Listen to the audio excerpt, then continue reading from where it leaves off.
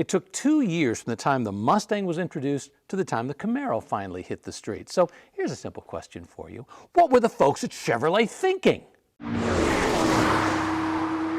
Hi there, Rick DeBrule with another chapter in the automotive evolution, here once again at the Martin Auto Museum in Phoenix, a great collection of more than 170 cars, each one telling an interesting story. And the battle about this car right here, this 1968 Camaro, which is part of the first generation Camaros, is a very interesting part of that automotive evolution story. But before we get to that, make sure you like and subscribe down below and let me know what I got right and what I got wrong. And I have no doubt with this car back here, we're going to have a lot of interesting comments. So let's talk about what was happening at Chevrolet. Now, I should point out that before the Mustang came out, in fact, just 2 weeks before, Chevrolet debuted something very interesting at an auto show in New York that could have changed everything. It was called the Supernova, and yes, it has some styling touches that you might see later on in the Camaro. Think about this. This was just a couple weeks before the Mustang debuted. But it was just a styling exercise. At that point, Chevrolet was completely all in on the Corvair. They thought the Corvair was going to do all kinds of great things. And significantly, from a performance perspective, they were coming out with the Monza version. More horsepower, more performance, more handling. Well, guess what? The Monza didn't cut it when the Mustang arrived. And when you go back and you read stories about what was happening within the General Motors and Chevrolet world, when the Mustang first appeared, they were like, whatever, we don't think it's going to make any significant difference. They didn't like the styling of it. Of course, that's because somebody else came up with the idea. And then, after a few months, when the orders for the Mustang were just pouring in, they suddenly realized, we've got to do a change and we've got to make it fast. And they very quickly came up with the concept of how to build the Camaro, and in just 2.5 years, that thing had to debut. Think about this, the Mustang debuted in April of 1964, and the Camaro debuted in September of 1966 as a 1967 model.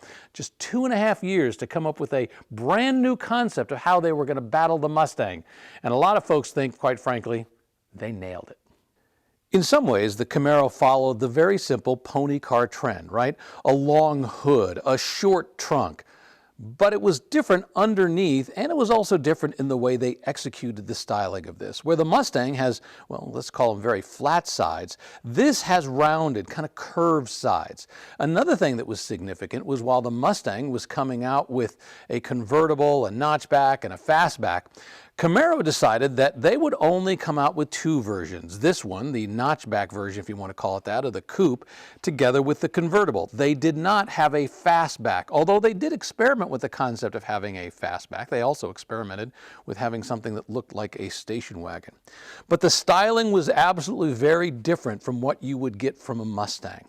Now, another significant thing about this car compared to the Mustang was the fact that the Mustang had been built on the old Falcon chassis. Whereas the Camaro, well, it was designed on what was going to become the new Nova chassis. It was actually a much more modern underpinning for the Camaro than you were going to get on that Mustang. Whereas the Mustang was a fully unitized body, meaning the frame and the body were welded together.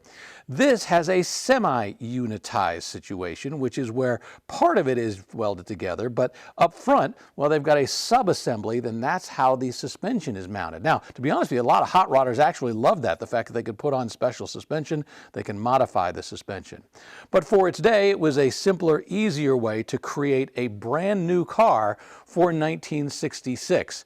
And once again, I think a lot of people will say, in terms of styling, that the folks who designed this Camaro absolutely did a good job. And once again, you can see some of the touches that came off of that Supernova show car.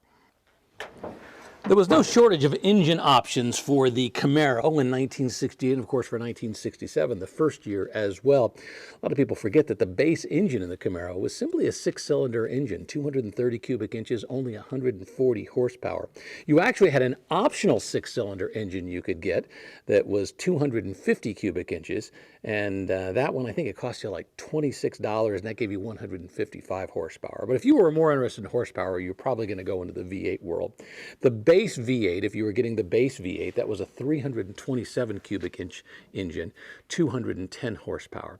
From there, boy, there were plenty of options to get more horsepower and bigger engines. Although there was a 327 cubic inch engine option that gave you 275 horsepower, 65 more. That was only going to cost you $92, not a huge amount. You could get a 350 cubic inch engine that brought almost 300 horsepower, 295. That was going to be $210. From there, well, you could get into the 396 world. 396 was all about horsepower. The base 396 was pumping out 325 horsepower. That was going to cost $263. From there, you went to the 350 horsepower 396, $368. Or you could get the 375 horsepower 396. That was going to cost you $500. Now, you need to understand, $500 was a lot of money for an engine back in those days. Today, we don't think it would absolutely be worth the investment. But back in those days, that was a chunk of change. And then if you wanted to get really carried away, what you could do is you could order the 396, the 375 horsepower version with aluminum heads because it made the engine lighter. That was an $868 option.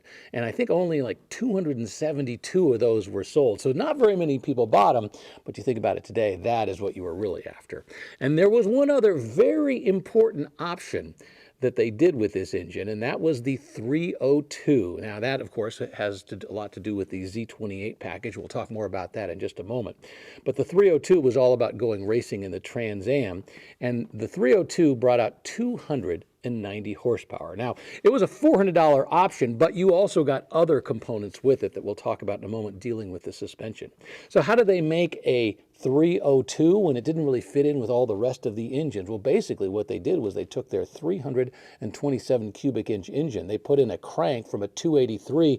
That caused everything to go down just a little bit. The limit in Trans Am racing back in those days was 305 cubic inches, and 302 cubic inches, the 302 fit nicely into that package. A little lighter up front, and as a result, it was a great race car. But once again, if you wanted engine choices in your Camaro in 1968, you had plenty. And in fact, you had a lot more options in the Camaro than you had in the Mustang. I mentioned the Z28 package, and that is exactly what we have here at the museum. This is one of the Z28s that was built for 1968. They actually came out with the Z28 option in 1967.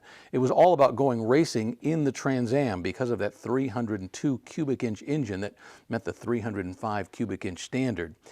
But in 1968, they sold a lot more of these than they did in 1967. 1967, I think they only sold over 600. 1968, they sold more than 7,000. But it was more than just an engine you were getting. You also got dual exhaust, you got a heavy-duty radiator, and you got stiffer springs, better suspension and shocks, a traction bar that actually improved the handling. And I should mention, in 1968, they also went to staggered shocks in the rear because they'd had a problem in 1967 with wheel hop, so that was an issue that they had to contend with. By the way, one of the things that everybody assumes is part of the Z28 package is this spoiler right here.